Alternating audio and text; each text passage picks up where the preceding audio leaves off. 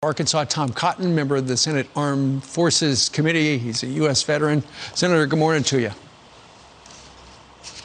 Morning, Steve.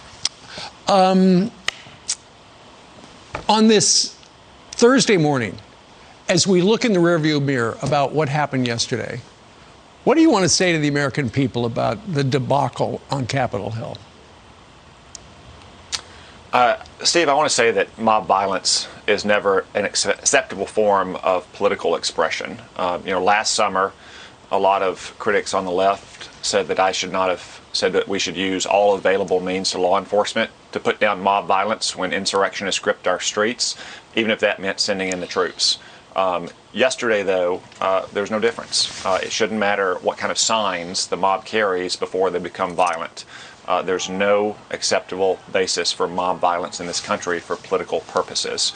I want to express my gratitude to all those frontline Capitol police officers who protected senators, helped frail senators evacuate from the chamber, who tried to defend the perimeter of the Capitol and then cleared the Capitol of all of these insurrectionists. I'm grateful for them and the work that all the other law enforcement agencies that were called in to do to protect not just senators and representatives, but the staff and the support workers that we have around the Capitol. Yep. The Senate was delivered to the Democrats yesterday. Ossoff ended up beating Perdue, and that was announced yesterday afternoon or last night. And many Republicans are worried about what that means for the progressive movement. What do Republicans plan to do to ensure that some of these radical agendas are not passed? Yeah, Ainsley, obviously I'm disappointed that my good friends and great senators Kelly Loeffler and David Perdue didn't make it across the finish line, but congratulations to the Democrats for their victory. This is going to be a very, very closely divided Congress. It's literally evenly divided in the Senate, 50-50 now. And in the House, the Democrats have one of the smallest margins in modern times. So what the Republicans need to do now that this election is behind us is to focus on the radical agenda of the Democrats, because they're coming in with a plan to raise your taxes and to defund the police, to slash military spending, to open our borders, and we cannot allow that to happen. And we've got to organize and we've got to concentrate on protecting everything that we believe and that we think is good for this country. Senator, this wasn't a surprise that the Democrats thought they had an opportunity to take both seats, even though they were underdogs.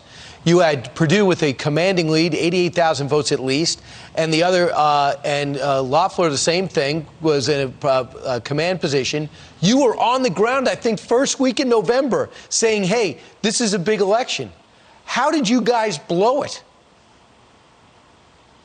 Yeah, Brian, it's very disappointing that we lost the races, given the stakes of the races. I think a very simple and very clear message over the last 2 months would have been that Senators Perdue and Loeffler and a Republican Senate majority will provide a check and balance on the Biden administration.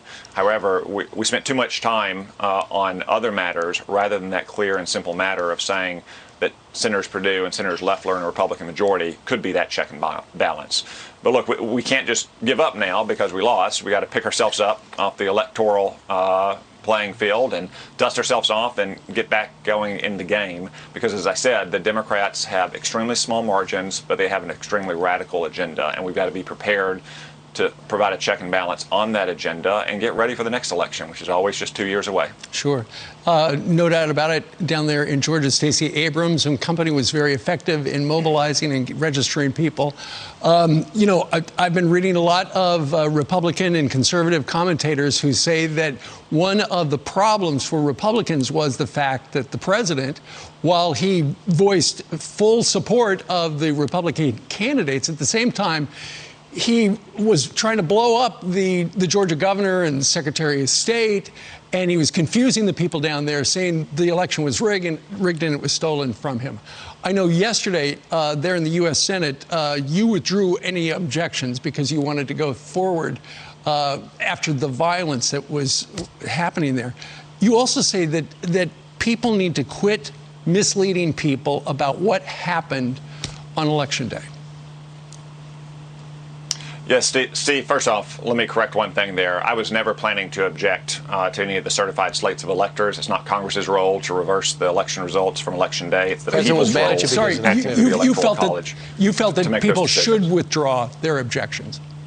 Yeah, look, you have some senators who, for political advantage, were giving false hope to their supporters, misleading them into thinking that somehow yesterday's actions in Congress could reverse the results of the election, or even get some kind of emergency audit of the election results. That was never going to happen. Yet these senators, as insurrectionists, literally stormed the Capitol, were sending out fundraising emails. That shouldn't have happened, and it's got to stop now. Now, we do need an independent commission, which I proposed, and Tim Scott has written a bill and introduced it, to study what happened with the election practices in the last election, given the unusual circumstance of the pandemic, and try to improve or try to propose reforms for the future. But what happened yesterday is in part a result of the misleading claims of recent weeks, and also what happened Tuesday night is a result of misleading claims of recent weeks that the people of Georgia's votes didn't count. Look, I mean, if you tell people that their vote doesn't count, that the election is rigged, you shouldn't be surprised when a few of them don't turn out to vote. And that looks like it provided the margin of victory. The Democrats turned out a few percentage points more in their strongholds than Republicans did in Georgia. So what do you plan to do to study it, to make sure that it doesn't happen and you can give voters out there confidence in the next election? So, Ainsley, Tim Scott has proposed a bill. I support that bill. That would be a bipartisan independent commission to examine all of the novel practices that were put together in somewhat hasty fashion last year, see what worked, see what didn't work, and then propose model reforms that state legislatures can adopt. That's what happened after the 2001 election. Many of those reforms were adopted at the state level. Some Congress acted in its limited role in election law as well. That's what we should do here as well. We should make sure that the American people have confidence in the integrity of our elections, and we shouldn't allow a once-in-a-century pandemic used to justify sweeping changes on the fly to make those changes permanent. Senator, I was struck by your tweet last night. You said the president should concede the election. He should go out and concede the election. And a short time after he did, just like you were the first one to bring up stop the flights from China, short time after he did, do you want, not only did the president concede the election, do you want to attend the inauguration? Well, that's a decision for the president to make, Brian. Yesterday was the final step in the presidential election. The election results have been certified. Joe Biden will be sworn in on January 20th. And what Republicans in the Congress and around the country need to do is now focus on getting organized to defend everything that we believe and to put the brakes on a radical Democratic agenda. Yeah. You were just mentioned around the country, and it reminded me, Maggie Haberman from the New York Times this morning is reporting that apparently the White House is worried that the kinds of protests we saw yesterday in Washington, D.C., and in fact, there was one in my home state of Kansas. 200 people moved into the State House, although they did have a permit. The White House is worried that those kind of protests could pop up all over the country between now and whenever. Well, I hope not, Steve, but I would encourage every governor and every mayor to be vigilant about violence of all kinds. As I said last summer, mob violence is never acceptable, and insurrection cannot be tolerated. And no matter what political signs people carry when they're starting out as protesters, when they become a mob, they have to be stopped immediately with the full force of law. Senator Cotton, thank you so much for coming on with us this morning. Yeah, thank you all. You're welcome.